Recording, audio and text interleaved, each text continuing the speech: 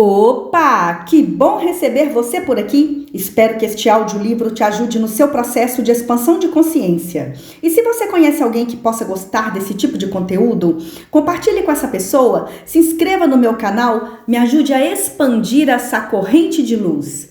Gratidão e vamos à leitura de hoje! O credo psiquiátrico. Não se pode conceber algo que condicione o ser humano a ponto de deixá-lo sem a menor liberdade.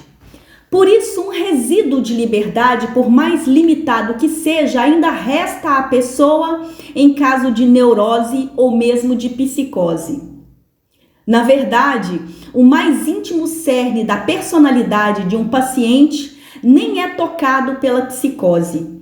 Um indivíduo incuravelmente psicótico pode perder sua utilidade, mas conservar a dignidade de um ser humano.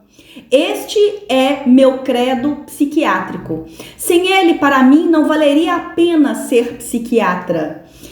Por amor a quem? Simplesmente por amor a uma máquina cerebral danificada, que não pode ser consertada?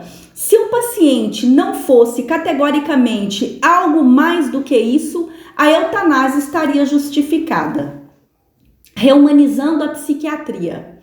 Por longo tempo, durante meio século, a psiquiatria tentou interpretar a mente simplesmente como um mecanismo e, consequentemente, a terapia da doença mental simplesmente foi encarada como uma técnica. Eu acredito que esse sonho acabou.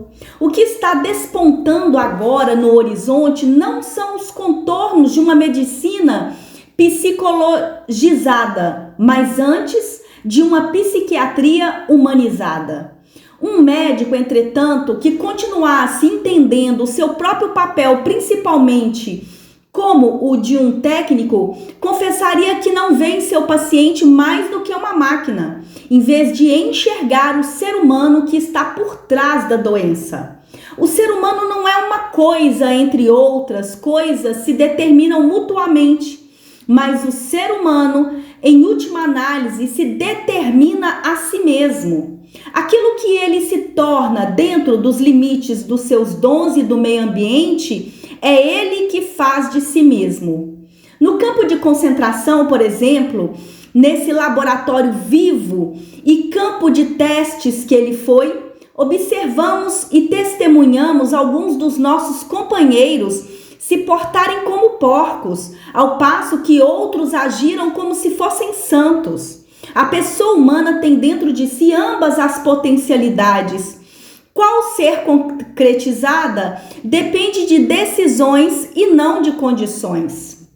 Nossa geração é realista, porque chegamos a conhecer o ser humano como ele de fato é. Afinal, ele é aquele que inventou as câmaras de gás de Auschwitz, mas ele é também aquele ser que entrou naquelas câmaras de gás de cabeça erguida, tendo nos lábios o Pai Nosso ou o Shem Israet. A tese do otimismo trágico. Esse capítulo é baseado numa palestra que apresentei no 3º Congresso Mundial de Logoterapia na Universidade de Regensburg, República Federativa da Alemanha, em junho de 1983. Dedicado à memória de Edith Weishaupt, cujos esforços pioneiros em logoterapia nos Estados Unidos começaram bastante cedo, em 1955, e cujas contribuições a este campo de conhecimento têm tido um valor incalculável. Vamos começar perguntando-nos o que se deve entender por otimismo trágico. Em resumo, significa que a pessoa é e permanece otimista apesar da tríade trágica, como é chamada em logoterapia a tríade daqueles aspectos da existência humana que podem ser circunscritos por 1. Dor, 2. Culpa, 3. Morte. De fato, esse capítulo levanta a questão: como é possível dizer sim à vida apesar de tudo isso? Como para colocar a questão de outra forma, pode a vida conservar o seu sentido potencial, apesar dos seus aspectos trágicos?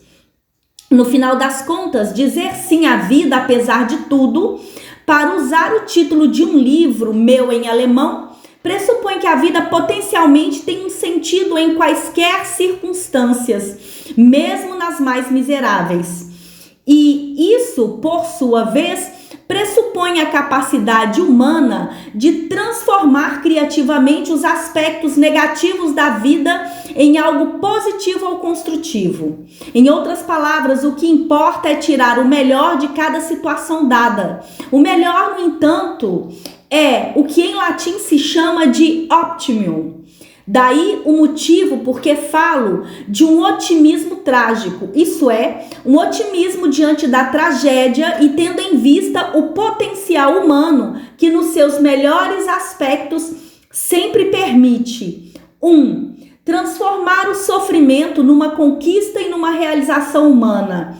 2. Retirar da culpa a oportunidade de mudar a si mesmo para melhor. 3. Fazer da transitoriedade da vida um incentivo para realizar ações responsáveis. Devemos manter bem claro, no entanto, que o otimismo não pode ser resultado de ordens ou determinações. Tampouco a pessoa pode forçar-se a si mesma a ser otimista indiscriminadamente, contra todas as probabilidades e contra toda a esperança. E o que é verdadeiro com relação à esperança? O é com relação aos outros dois componentes da tríade, na medida em que fé e amor também não podem ser impostos ou exigidos. Do ponto de vista europeu, é bem característico da cultura norte-americana o fato de que a todo momento as pessoas são exortadas a ser felizes. Mas a felicidade não pode ser buscada, precisa ser decorrência de algo. Deve-se ter uma razão para ser feliz, uma vez que a razão é encontrada. No entanto, a pessoa fica feliz automaticamente. Na nossa maneira de ver, o ser humano não é alguém em busca de felicidade, mas sim alguém em busca de uma razão para ser feliz, através, e isto é importante, da manifestação concreta do significado potencial inerente e latente numa situação dada. Essa necessidade de uma razão é similar a outro fenômeno especificamente humano, o riso. Se você quer que alguém ria, deve dar-lhe uma razão. Tem que contar-lhe uma piada, por exemplo. Não é possível de modo algum obter dele uma risada real, exortando-o ou fazendo com que ele se force a rir. Fazê-lo seria o mesmo que pedir a pessoas em frente a uma máquina fotográfica que sorriam, para depois constatar nas fotos reveladas que suas fisionomias estão congeladas em sorrisos artificiais. Em logoterapia, esse padrão de comportamento é chamado de hiperintenção e cumpre um importante papel na origem da neurose sexual, seja frigidez ou impotência. Quanto mais o paciente, em vez de esquecer de si mesmo, doando-se, esforça-se diretamente por alcançar o orgasmo, isto é, o prazer sexual, tanto mais esta busca de prazer sexual causará seu próprio fracasso. Na verdade, o chamado princípio do prazer é um estraga-prazeres. Uma vez que a busca de sentido por parte do indivíduo é bem sucedida, isso não só o deixa feliz, mas também lhe dá capacidade de enfrentar sofrimento. E o que acontecerá se a procura de sentido por parte da pessoa tiver sido em vão? O resultado pode ser uma situação fatal. Quero lembrar, por exemplo, o que aconteceu algumas vezes em situações extremas, como campos de concentração ou acampamentos de prisioneiros de guerra. Nestes, como ouvi de soldados americanos, surgiu um padrão de comportamento que eles chamavam de desistite. Nos campos de concentração, esse comportamento encontrava paralelo naqueles que determinada manhã, às 5 horas, recusavam-se a levantar e a ir trabalhar, preferindo ficar na cabana, sobre a palha molhada de urina e fezes. Nada, nem advertências, nem ameaças, podia induzi-los a mudar de comportamento. E então ocorria algo típico.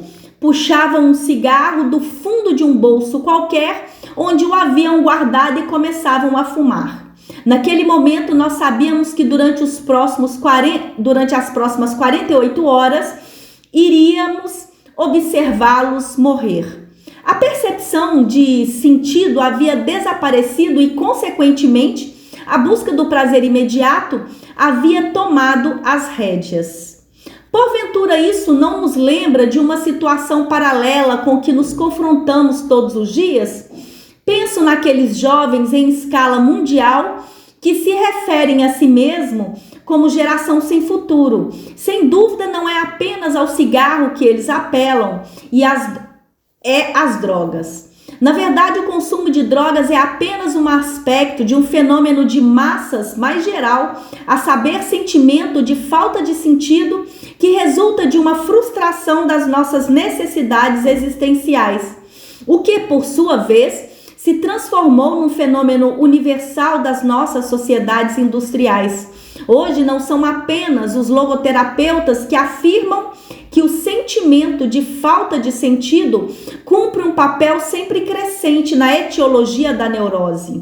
Como descreve Irving de Yalom, da Universidade de Stanford, em Existencial Psicoterapia, de 40 pacientes consecutivos procurando terapia numa clínica psiquiátrica de atendimento externo, 12, ou seja, 30%, tinham algum problema de vulto relacionado com sentido.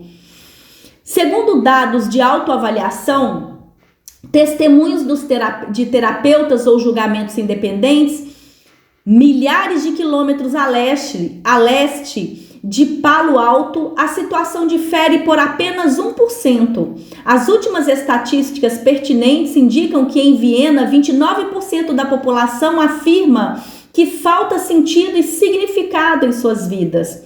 Quanto à origem do sentimento de falta de sentido, pode-se dizer, ainda que de maneira muito simplificada, que as pessoas têm o suficiente com o que viver, mas não tem nada por que viver. Tem os meios, mas não tem o sentido. Sem dúvida, alguns não têm nem mesmo os meios. Penso especialmente na massa de pessoas que hoje estão desempregadas.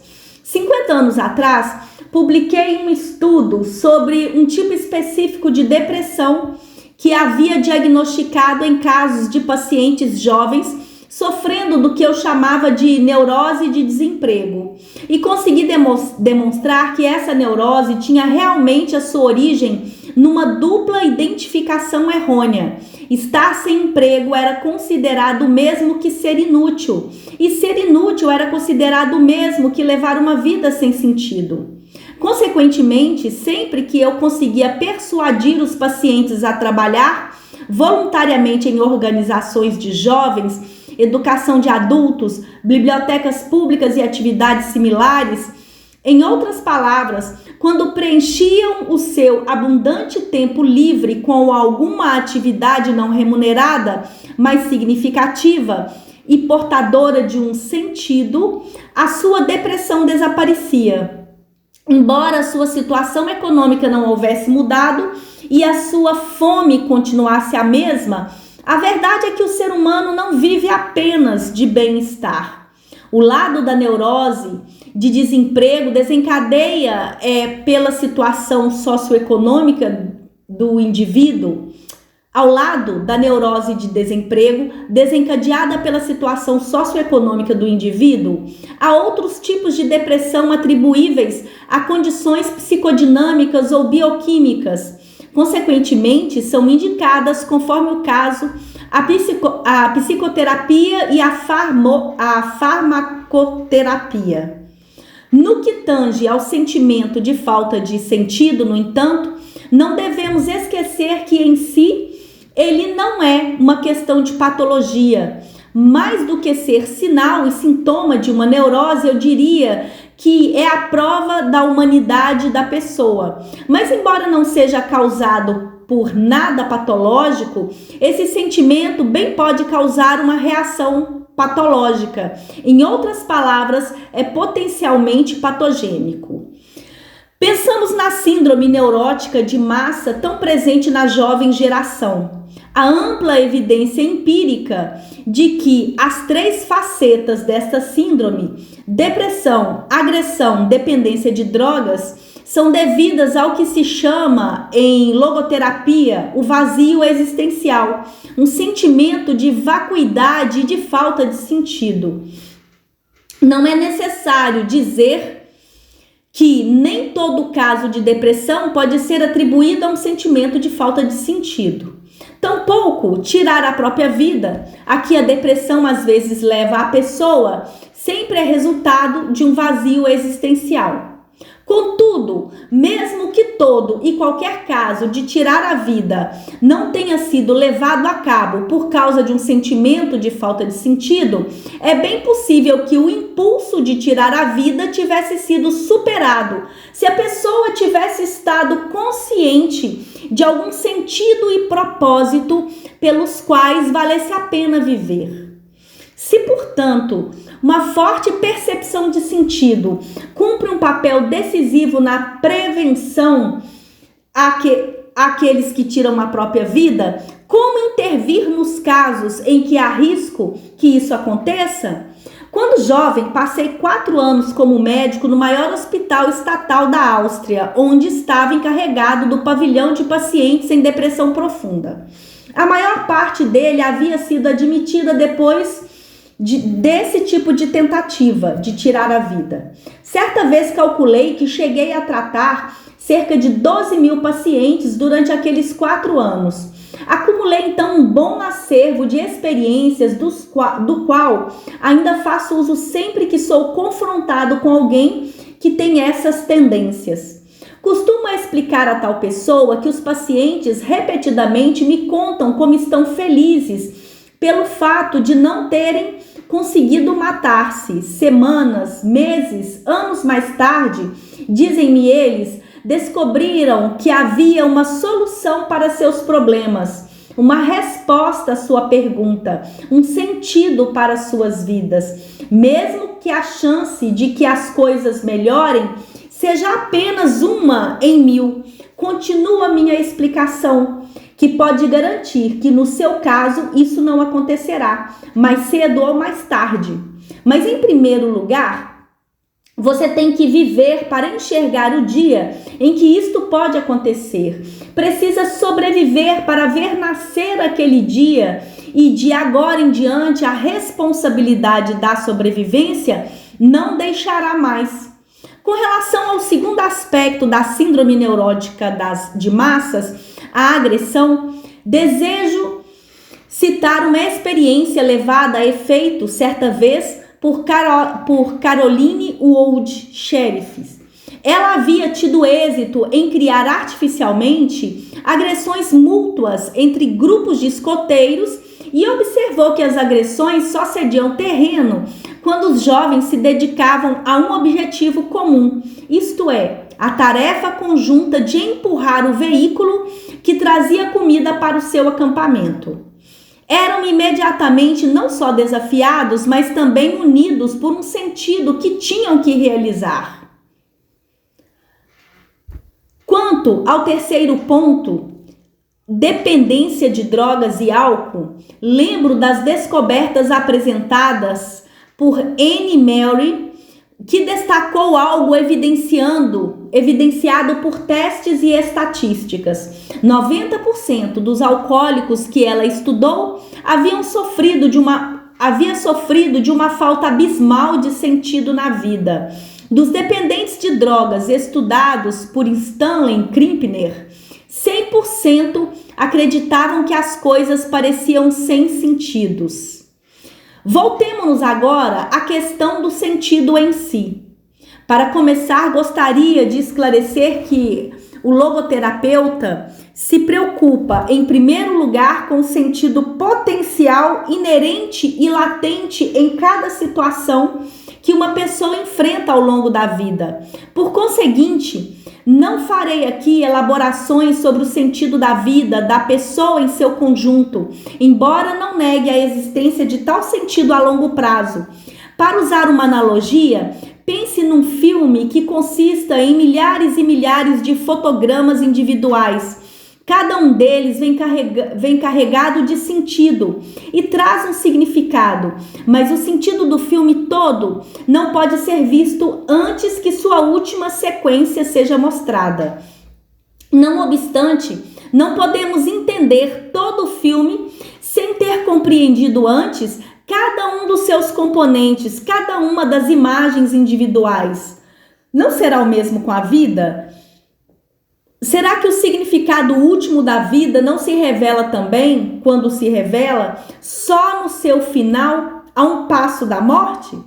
E será que também este sentido final não depende de o sentido potencial de cada situação particular ter sido realizado da melhor maneira possível, de acordo com o conhecimento e as crenças do indivíduo? O fato é que o sentido, assim como a percepção desse sentido, vistos do ponto de vista logoterapêutico, estão localizados em chão firme e não flutuando no ar ou encerrados numa torre de marfim. De modo geral, eu localizaria a percepção do sentido pessoal de uma situação concreta, num ponto intermediário entre a experiência do tipo A, na linha do conceito de Carl Bissler, e uma percepção de Gestalt, digamos na linha da teoria de Marx Weitermer. A percepção do sentido difere do conceito clássico de percepção de Gestalt, na medida em que esta última implica a súbita consciência de uma figura num solo, enquanto a percepção do sentido, como eu a vejo, se reduz mais especificamente a tomar consciência de uma possibilidade contra o pano de fundo da realidade, ou, para expressá-lo de modo mais simples, perceber o que pode ser feito em determinada situação. E como pode um ser humano encontrar sentido?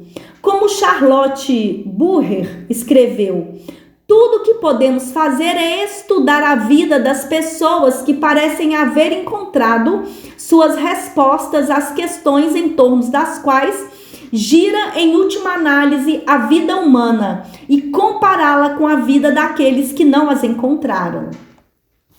Além desse enfoque biográfico, no entanto, podemos também desenvolver um enfoque biológico.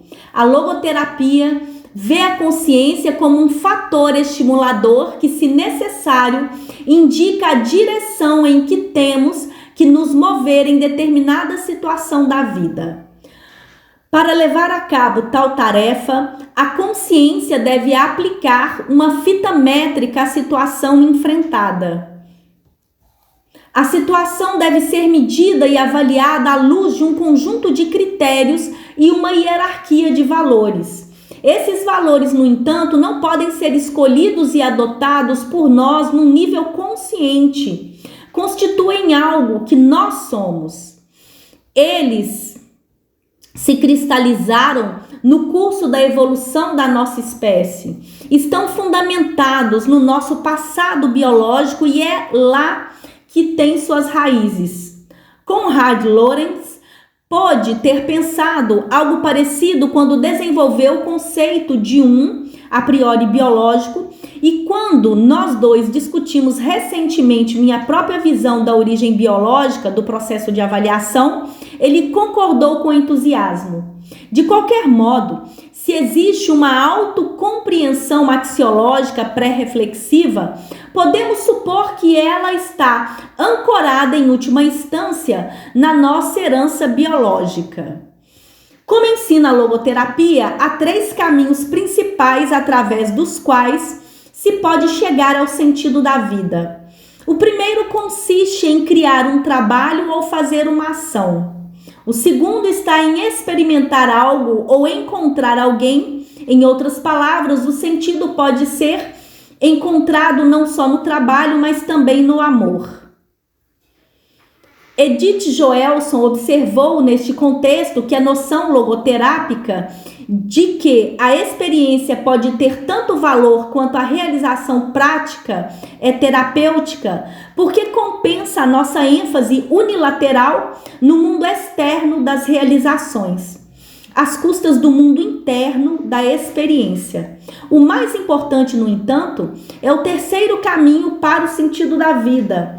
Mesmo uma vítima sem recursos, nessa situação sem esperança, enfrentando um destino que não pode mudar, pode erguer-se acima de si mesma, crescer para além de si mesma e assim mudar-se a si mesma. Pode transformar a tragédia pessoal em triunfo.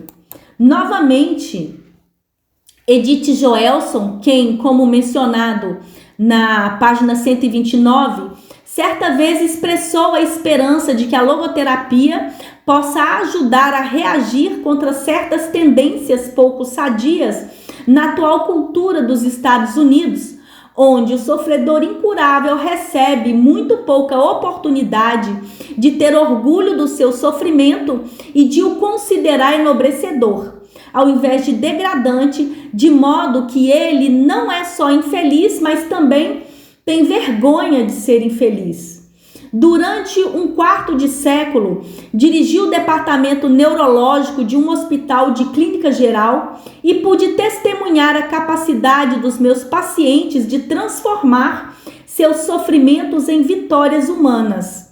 Além de tais experiências práticas, também estão disponíveis evidências empíricas da possibilidade de uma pessoa encontrar sentido no sofrimento.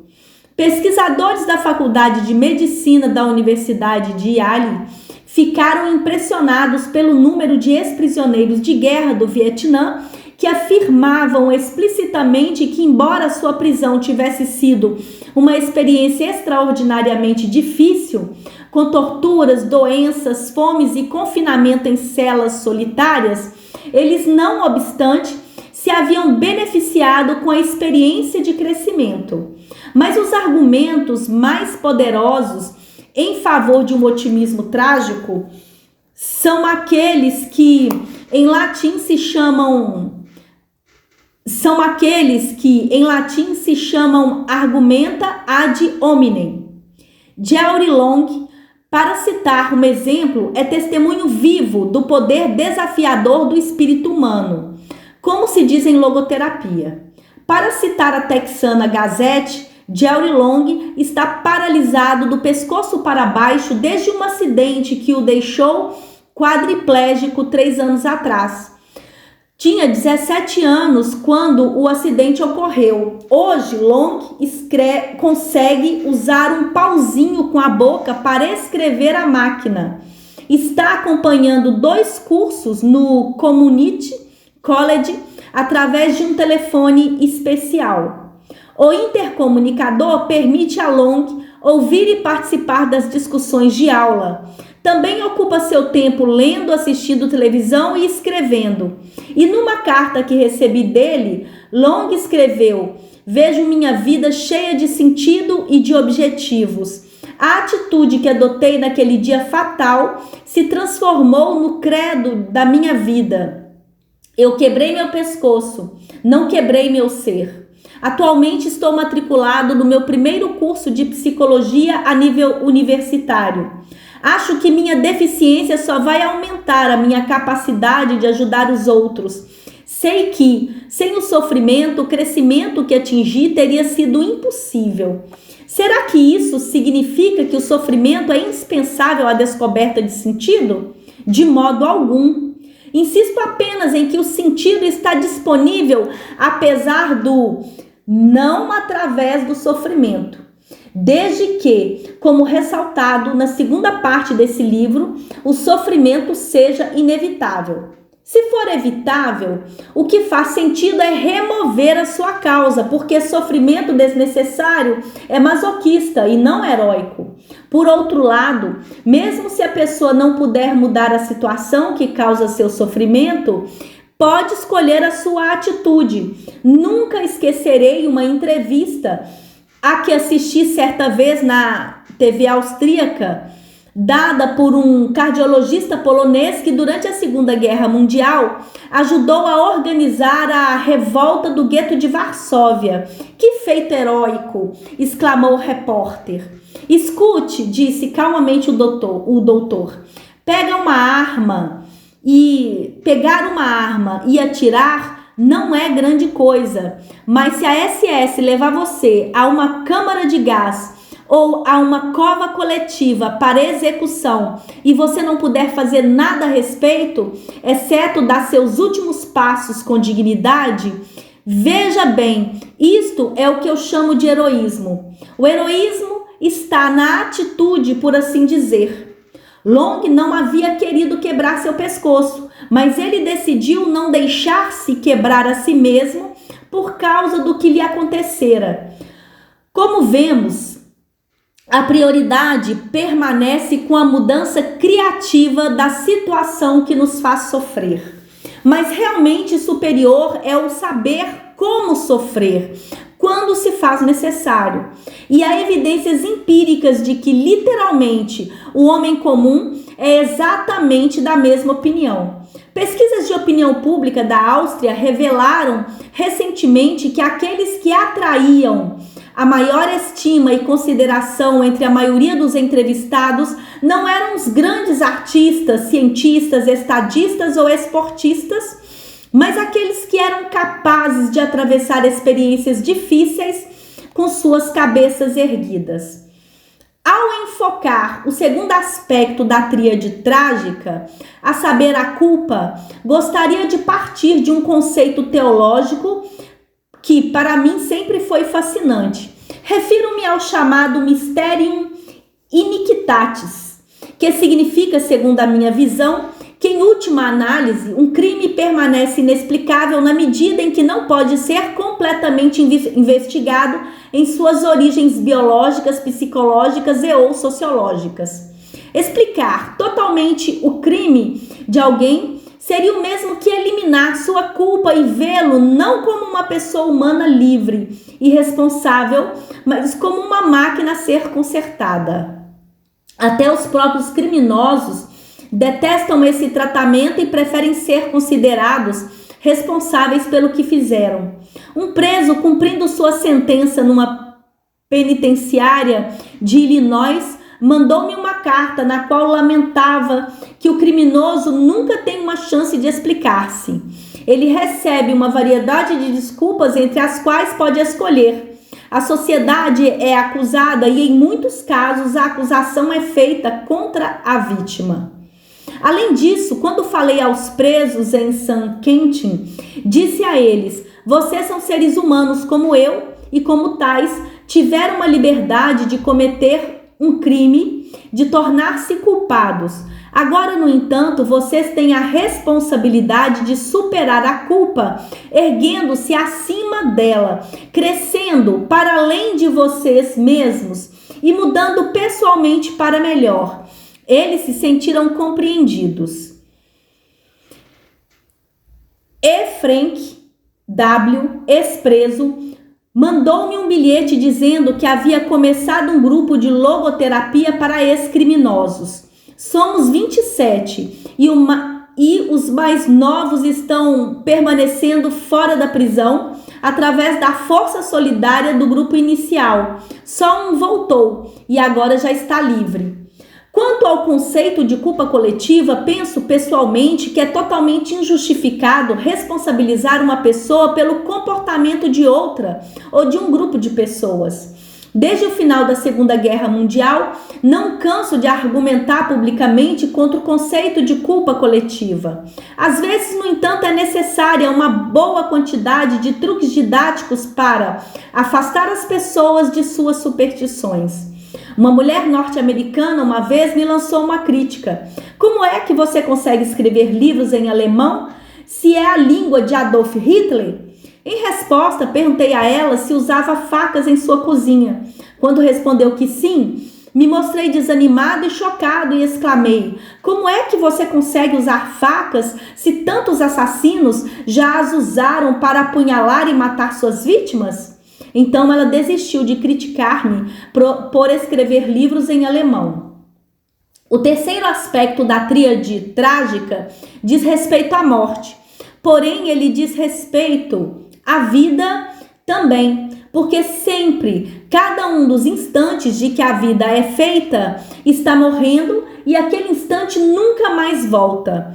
Mas porventura, não é esta transitoriedade algo que nos estimula e desafia a fazer o melhor uso possível de cada momento de nossas vidas? Certamente que sim. E daí surge meu imperativo: viva como se você estivesse vivendo pela segunda vez e como se tivesse agido todo erradamente na primeira vez, como está por agir agora.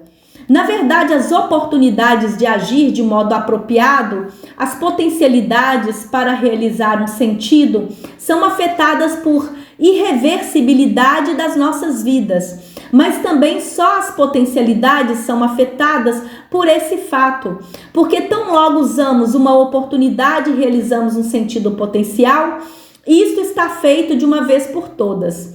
Já o libertamos para o passado, onde foi entregue e depositado em segurança. No passado, nada fica irremediavelmente perdido, mas ao contrário, tudo é irreversivelmente estocado e entesourado. Sem dúvida, as pessoas tendem a ver somente os campos desnudos da transitoriedade, mas ignoram e esquecem os celeiros repletos do passado, em que mantém guardada a colheita das suas vidas, as ações feitas, os amores amados e, não menos importantes, os sofrimentos enfrentados com coragem e dignidade. A partir disso, se pode ver que não há razão para ter pena de pessoas velhas. Em vez disso, as pessoas jovens deveriam invejá-las. É verdade que os velhos já não têm oportunidades nem possibilidades no futuro, mas eles têm mais do que isso. Em vez de possibilidades no futuro, eles têm realidades no passado. As potencialidades que efetivaram, os sentidos que realizaram, os valores que viveram, e nada, nem ninguém pode remover jamais seu patrimônio do passado. Em vista da possibilidade de encontrar sentido no sofrimento, o significado da vida passa a ser algo incondicional, ao menos potencialmente. Esse sentido incondicional, no entanto, encontra paralelo no valor incondicional que cada pessoa, sem exceção, possui. E é isto que garante o fato indelével da dignidade humana. Assim como a vida permanece potencialmente significativa sobre quaisquer circunstâncias, mesmo as mais miseráveis, também o valor de cada pessoa, sem exceção, a acompanha e o faz, porque está baseado nos valores que a pessoa já realizou no passado. Não está subordinado à utilidade que a pessoa possa ter ou não no presente. Mais concretamente, esta utilidade é normalmente definida em termos de funcionamento para o benefício da sociedade, mas a sociedade de hoje se caracteriza pela orientação do sucesso pessoal e, consequentemente, adora as vidas exitosas e felizes. Em particular, adora os jovens. Praticamente ignora o valor de todos os que são diferentes e, ao fazê-lo, apaga a decisiva diferença entre ter valor no sentido de dignidade e ter valor no sentido de utilidade. Se não se está consciente dessa diferença, mas se considera que o valor de um indivíduo nasce apenas da sua utilidade atual, nesse caso, acreditem-me, é apenas por incoerência pessoal que não se advogasse a eutanásia na linha do programa de Hitler. Isto é, matar por piedade a todos aqueles que perderam sua utilidade social, seja devido à idade avançada, doença incurável, deteriorização mental ou outra deficiência qualquer. Confundir a dignidade do ser humano com mera utilidade surge de uma confusão conceitual que, por sua vez, pode ser atribuída em suas origens do neolismo contemporâneo transmitido em muitas universidades e psicanálises. Mesmo no treinamento de psicoterapeutas, tal doutrinação pode ser levada a cabo. O nulismo não afirma que não existe nada, mas afirma que tudo é desprovido de sentido. E George A. Sargent estava certo quando promulgou o conceito de falta de sentido aprendida. Ele mesmo lembrava de um terapeuta que disse: George, você deve compreender que o mundo é uma piada. Não há justiça, tudo é acaso. Só quando você compreender isso vai perceber como é errado levar-se a si mesmo a sério. Não há um grande propósito no universo. O universo é simplesmente. Não há sentido particular na decisão que você tomar hoje em relação a como agir. Não devemos generalizar uma crítica dessas. Em princípio, o treinamento é indispensável, mas nesse caso, os terapeutas deveriam ver como sua tarefa de imunizar os treinados contra o nulismo, em vez de inoculá-los com o cinismo que constitui um mecanismo de defesa contra seu próprio nulismo. Os logoterapeutas podem até aceitar algumas das condições de treinamento e licenciamento estipuladas pelas outras escolas de psicoterapia. Em outras palavras, podemos uivar junto com os lobos se for necessário. Ao fazê-lo, porém, deveríamos ser, e quero colocar o máximo de ênfase nisso, uma ovelha em pele de lobo. Não há necessidade de trair o conceito básico do ser humano e os princípios da filosofia de vida inerentes à logoterapia. Esta lealdade não é difícil de manter, tendo em vista o fato de que, como Elizabeth Lucas ressaltou certa vez, ao longo da história da psicoterapia jamais existiu uma escola tão pouco dogmática como a logoterapia. A logoterapia não é imposta aos interessados em psicoterapia. Não é comparável a um bazar oriental, mas a um supermercado. No primeiro, o freguês é convencido a comprar algo. Neste último, são-lhe mostradas e oferecidas várias coisas, das quais ele pode pegar as que considerar valiosas e úteis. E no primeiro Congresso Mundial de Logoterapia, em San Diego, Califórnia, argumentei não somente pela reumanização da psicoterapia, mas também pelo que chamei de desguruficação da logoterapia. Meu interesse não está em criar papagaios que reproduzem a voz do mestre, mas em passar a tocha acesa para espíritos independentes e inventivos, inovadores e criativos. Sigmund Freud afirmou em certa ocasião: imaginemos que alguém coloca determinado grupo de pessoas bastante diversificado numa mesma e uniforme situação de fome. Com o aumento da necessidade imperativa da fome, todas as diferenças individuais ficarão apagadas e em seu lugar aparecerá a expressão uniforme da mesma necessidade não satisfeita. Graças a Deus, Sigmund Freud não precisou conhecer os campos de concentração do lado de dentro. Seus objetos de estudo deitavam sobre divãs de pelúcia desenhados no estilo da cultura vitoriana e não na imundície de Auschwitz. Lá as diferenças individuais não se apagaram, mas ao contrário, as pessoas ficaram mais diferentes. Os indivíduos retiraram suas máscaras, tanto os porcos como os santos. E hoje não se precisa mais hesitar no uso da palavra santos. Basta pensar no padre Maximilian Kolbe, que foi deixado passando fome e finalmente assassinado através de uma injeção de ácido carbólico em Auschwitz e que em 1983 foi canonizado. Você pode estar inclinado a acusar-me de invocar exemplos que são exceções à regra. Mas tudo que é grande é tão difícil de compreender quanto de encontrar. conforme diz a última frase da Ética de Spinoza. Naturalmente, você pode perguntar se realmente precisamos referir-nos a santos. Não seria o suficiente referir-nos a pessoas decentes? É verdade que elas formam uma minoria, mas isso sempre serão uma minoria. E, no entanto, vejo justamente nesse ponto o maior desafio a que nos juntemos à minoria, porque o mundo está numa situação ruim, porém tudo vai piorar ainda mais se cada um de nós não fizer o melhor que pode. Portanto, fiquemos alerta em duplo sentido. Desde Auschwitz, nós sabemos do que o ser humano é capaz, e desde Hiroshima nós sabemos o que está em jogo.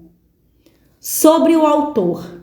Viktor Frankl é professor da Universidade de Viena, Áustria, de Neimologia e Psiquiatria e, ao mesmo tempo, da Universidade Internacional de San Diego, Califórnia, Estados Unidos, de logoterapia. Ele é o pai da logoterapia. A Viena, como alguns autores depois da psicanálise e da psicologia individual. Franklin também atuou como professor nas universidades de Harvard, Stanford, Dallas, Texas e Pittsburgh. Franklin recebeu 3 títulos de honoris causa nos Estados Unidos. No Brasil, Franklin recebeu o título de doutor honoris causa da Pontifícia Universidade do Rio Grande do Sul, na ocasião em que presidiu o primeiro Congresso Latino-Americano Humanístico Existencial Logoterapia, realizado em 29 de abril de 1º de maio de 1984 em Porto Alegre. Nesse mesmo ano também foi agraciado com esse título na capital da Venezuela, na Argentina. Franklin também recebeu os títulos de professor honoris causa pelas universidades de Salvador, Católica da Argentina e de Medicina de Buenos Aires. Durante 25 anos foi diretor da Policlínica de Neurologia de Viena e desde 1950 presidente da Sociedade Médica de Psiquiatria Austríaca. Em Berkeley, há um instituto de logoterapia que edita a revista o International Fórum de Logoterapia. E na Universidade da Califórnia existe a Biblioteca Franklin Library. Na Universidade de Messina, ao Centro Psicológico Vittorio Franklin. Institutos para logoterapia ou sociedades para logoterapia existem na América Latina, na República Federal da Alemanha, na Itália, em Tóquio e em Viena. Sobre a logoterapia, além de numerosos comentários, foram publicados nada menos de 78 dissertações de doutoramento. Obrigada por ter chegado até aqui. Curta, comente e compartilhe o meu canal. Me ajude a expandir essa corrente de luz e continue ouvindo livros maravilhosos no meu canal.